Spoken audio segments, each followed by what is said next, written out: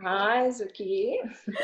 It's so amazing to talk to you. I mean, I've known you for a couple of years now. You do the most incredible work at my Innovator Gap Year Academy with the young adults there who are aged 18 to 29 on average, and they are on a journey of self-discovery for the purpose of developing the kind of skills that you would need for the new world. And how bizarre that when we speak about the new world, 3 years ago, it was some future figment of the imagination that people sometimes spoke about. And now here we are in COVID times, and the future is here. How everything can just suddenly change. So quickly. So I love your work because it is exactly the type of thing that I deeply believe humans of the 21st century need, and we call it humanology. And Yeah. you, as a psychologist, sociologist, and my goodness, what else? You have quite a fancy list of credentials. May I share those? The joke for me with my list of credentials is from a very early age, I simply studied what I love. And part of that was following my calling into the arts, despite the uncertainty of a career with an arts degree. And my heart lay in drama and psychology from a very early age, which, yeah, the career prospects of that are not great. So I think often us in these formats of study use these big fancy terms to help comfort ourselves. It's really been a journey for me, and I think that's where I relate to you so much, of living a life that's unscripted, living a life that's improvised. And another way I often envision the paths that I've taken is with a machete in hand and having to chop away my own path, because really it's not so much a path less trodden, but one that's never been trodden. Right? Yeah, and it took me years and years to actually name myself and to actually name what it was that I did, because I did so many different things, from teaching and acting to mentoring to working very deeply through psychological process work and getting into a lot of work in spiritualism, and Mm. also learning a lot about ancient wisdom and shamanism. So for me, humanology and what I do was, it took literally 4 years to name that. And it covers for me the integration of everything that we work with. So for me, life and living and being human is a biopsychosocial experience. And the humanology really looks to that. It looks to the biology of being human. It looks to the psychology of being human, the sociology of being human, because as much as we focus on being individuals, we are social beings. We exist very much in a we self as much as we exist in an I self. That's very much what I do, a jack of all trades. Well, I don't And know. I mean, I look at you, and the way I experience you is the true embodiment of someone whose wisdom goes way beyond her years. And that's why I have you today on Big Small Conversations, because we are in a time of crisis, and we're also in a time where we will all be searching for some kind of meaning. And we will look for meaning in our religious beliefs. We will look for meaning in the structures of our tribes, our friendships, our families, our work. We will look for meaning everywhere. But I think to be centered and to be grounded and to know how to do that, the practice of humanology for me has been most successful in my own journey to live a life off the script. it's interesting because often these sayings that we have mean the opposite things if we actually search the roots of the saying. So the saying goes, jack of all trades, master of none. That's the well-known aspect of the saying. But the saying continues by saying, is often better than a master of one. One. So for me, there's multiple paths to mastery: mastery of humanness, mastery of self, mastery of career.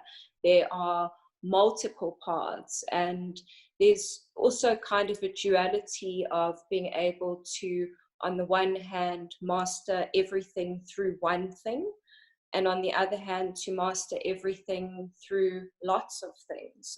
So in my experience and in my heart, it's very important to integrate, to synthesize, to unify, to bring together, to get a taste of many different kinds of perspectives, to offer people the ability to start building perspectives. Yeah. So we need to actually be able to see different perspectives before we're able to integrate them or build them into our lives. And that's something that's meaningful for me. Yeah, and so for the purposes of our discussion today, the word that people will hear about a lot and have in the recent past is self-mastery. That's the one I want to talk about. And I think what's happened is that self-mastery has been diluted to a quick study on your strengths and your weaknesses and a quick reflection on what you think you did right and wrong. And then we tick the box, we did the training, and there we go, we've done EQ. But I know that it is way deeper than that. So what would you say? What is self-mastery and emotional intelligence? Are the two related? Well, I certainly think that they are related. For me, I think it might be easiest to define what is self-mastery by also understanding what it is not. So for me, self-mastery is a lifelong process. Yes. It's that journey that we take with no destination. It's the lifelong journey. So it is not something that we attain. It is not something that we can just achieve. It's not a goal that we set and then reward ourselves when we reach it and then we're done with that. The self and human nature and the experience of being human is something that's far more complex than that. So when we come to understanding emotional intelligence and the self, we can't just be in a strategic and focused approach. So much of what we taught in life is left-brained. It's strategic and focused. We set particular goals and then we achieve them. It's linear. There's an end point, and there's also this escalation of attainment. So we get the experience that we are climbing up the hill and then we can get a medal or we can get a trophy. That's great, you know, when we are developing our bodies and we can see, okay, a month ago I couldn't run and now I can run 2 kilometers. So it's very good to have the horizontal axis of learning and development, which is an ability to gain skills and to measure our development against that. But there's also another axis of being, which is the vertical axis of being. It's the perspective, right? So that's where we sometimes feel like we're down at the bottom and we can't see anything. And as we go through the process, so we come out and we're able to look around and see the world. And in time, we can even get above something and look down on it from a bird's eye perspective. So for me, self-mastery does have that axis of the horizontal development. Of course, there are skills that we can learn, grow in a linear fashion, and we can see that development, but that's not all self-mastery is limited to. With all of that said, how do I, if I'm sitting here right now in a state of complete uncertainty, and I was telling somebody a few conversations ago that I'm a swinging pendulum between absolute panic faced by the reality of the crisis, but when that pendulum swings back, I'm extremely excited about the perspective I am framing of life post-COVID. But in this time that we have the luxury to sit quietly, to be still and be in self, how does one even begin that journey to self-mastery? The answer seems profoundly simple. It's Be human, feel, weep, cry, introspect, breathe. Connect to people in your community, speak to your loved ones, speak to people that maybe you've got some bad ties with, that you're feeling uncomfortable with. Live as though it's your last day. Get your affairs in order. Have your will organized. Wrap up any unfinished business and then do the human stuff. Write, feel, meditate.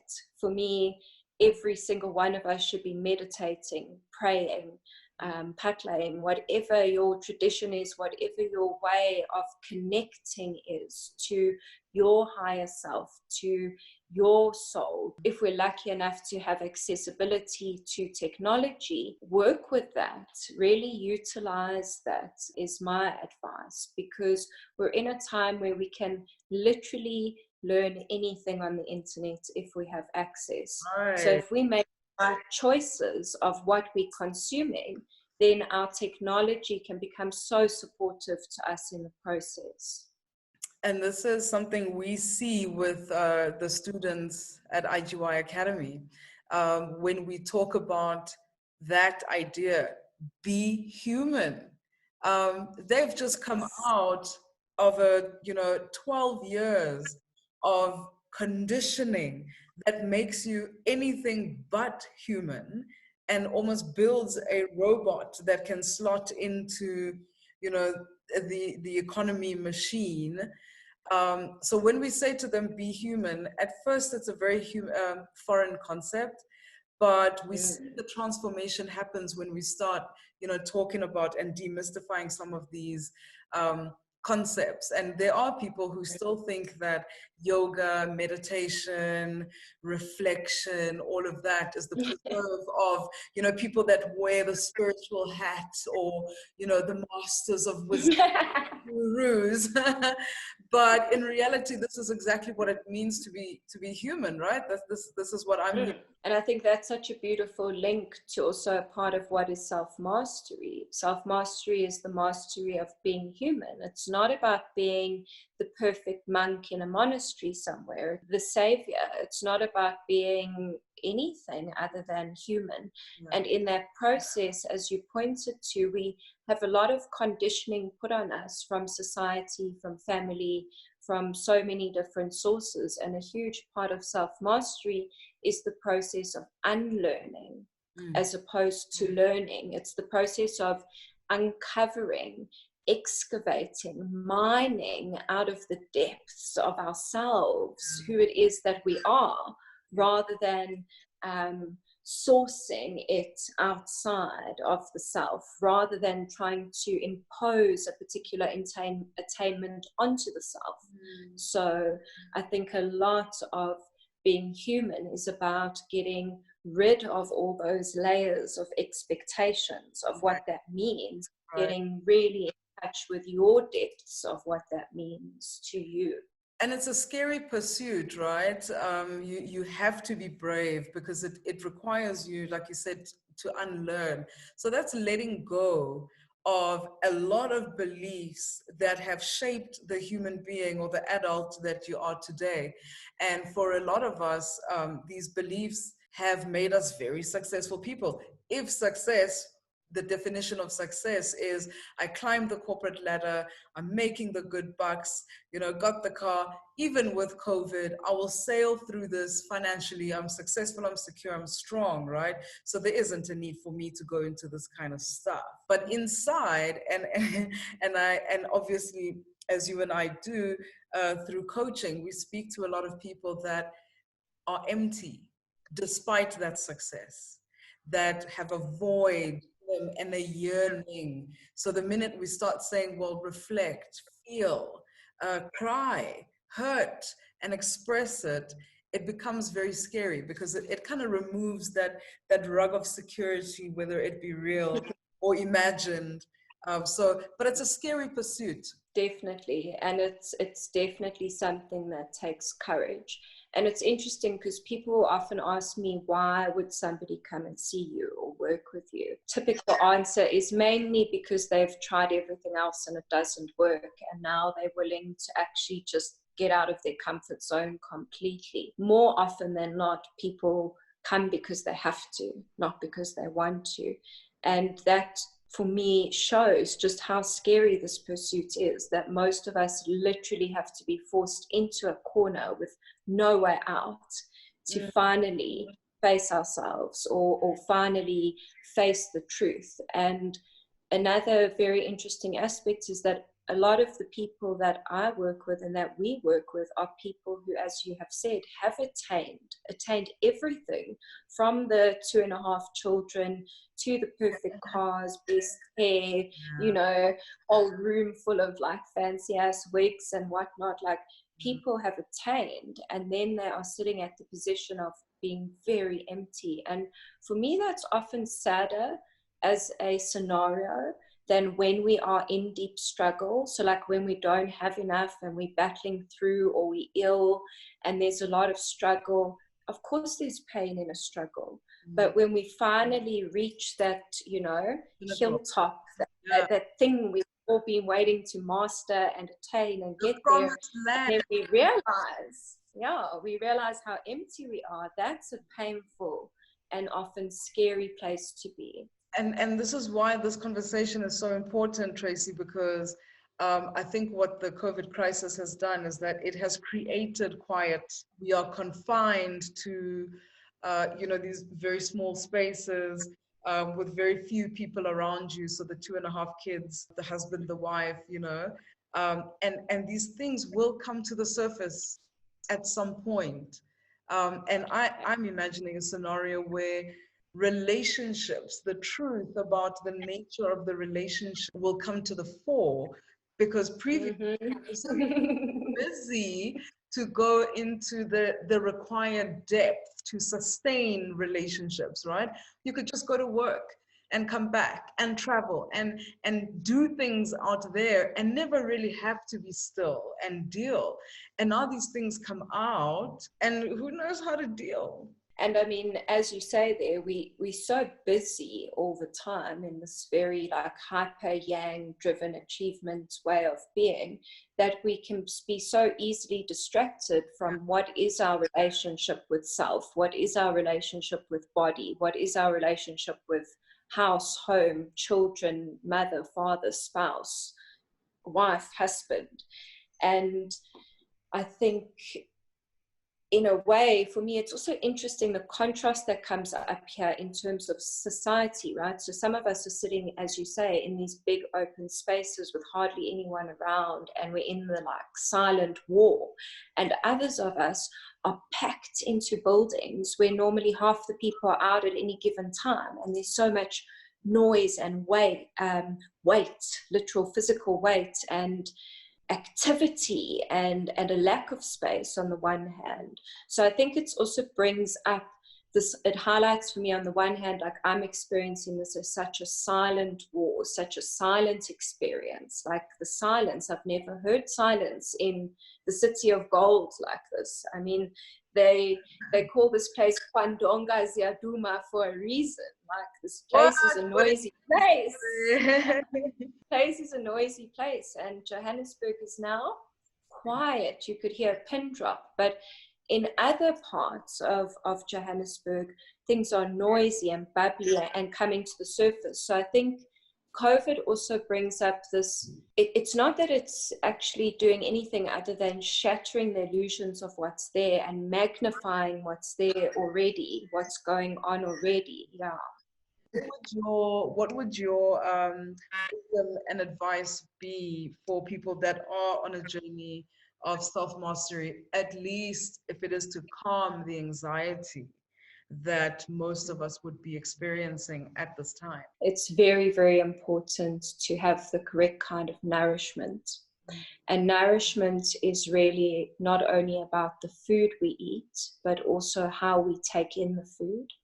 And then also oxygenating the body. So do breath work, do it on your own, connect to your breath, and then also look at different practitioners. Look it up on Google, what intuitively comes to you and what you like, the people you like, just go with that.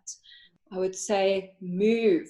The human body is built to move. We are still, our bodies are still ancient. They're not that evolved at all.